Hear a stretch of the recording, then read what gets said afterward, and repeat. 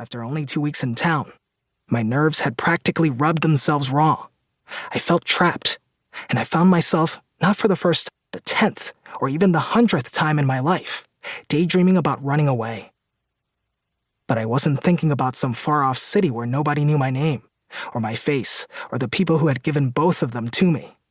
I was thinking about the valley, because in the back of my mind, there was a persistent drumbeat telling me I would be safe in the woods, that something was out there to meet me on the other side. I got the final push I needed when I stopped by Maple City Diner one night. The waitress knew which takeout order was mine before I could give her my name, and 2 women at the counter fell silent the second they noticed me. "Oh, you look just like Samantha," one of them said. It felt like all the oxygen was sucked out of the room as she turned to her friend. "Doesn't he look just like her?" The other woman nodded. "Totally. You have her eyes. Shame about the way things ended up. We all thought Sammy was going to do such amazing things. And then, well..." The door shut behind me before she could finish, my order still sitting on the counter. I walked out of the restaurant and down the street, not caring where I was going. I didn't want to be seen. I wanted to disappear.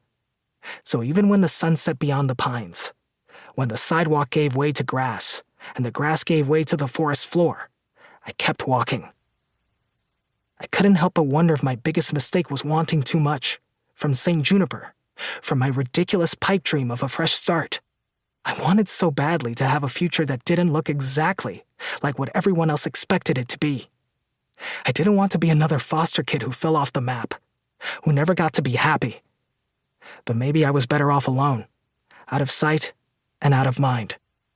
After all, who would really care if a person like me walked into St. Juniper's Folly and never came back? Chapter 2. Taylor. Even after rinsing my hands with rose water, the smell of cinnamon oil clung to my skin so strongly, I almost got up to open a window. I wrinkled my nose, making a mental note to use rosemary oil next time, and forced myself to breathe through it. I only had a little time left, and I sure as hell wasn't going to waste it. In through the nose, out through the mouth. After weeks of trial and error, I thought I had finally found the right setup. The yarrow and bay leaves had spent hours charging in the light of a full moon, and I had swapped fresh thyme for dried in the wax-sealed jars spread in front of my crossed legs. Another breath in, another out. I let thoughts meander through my head uninterrupted, and just when one of my legs started to fall asleep, I felt the unmistakable buzz in my chest that could only mean one thing. For the first time in months, I was tapping into my 6th sense. This is it. I let my eyelids flutter closed. You just have to reach out and... Half a second later, a knock at my bedroom door made me jump so hard it practically gave me whiplash. "Hija, do I smell smoke?" My eyes flew open and instantly landed on the culprits. The white pillar candles that surrounded my makeshift altar. Shit. No? I was leaning in to blow them out, careful not to let my ringlets get caught in the flames, when I remembered that blowing out candles disrespected the intention you set for your spell work. In a panic, I licked my finger and tried to snuff the wicks as quickly as I could.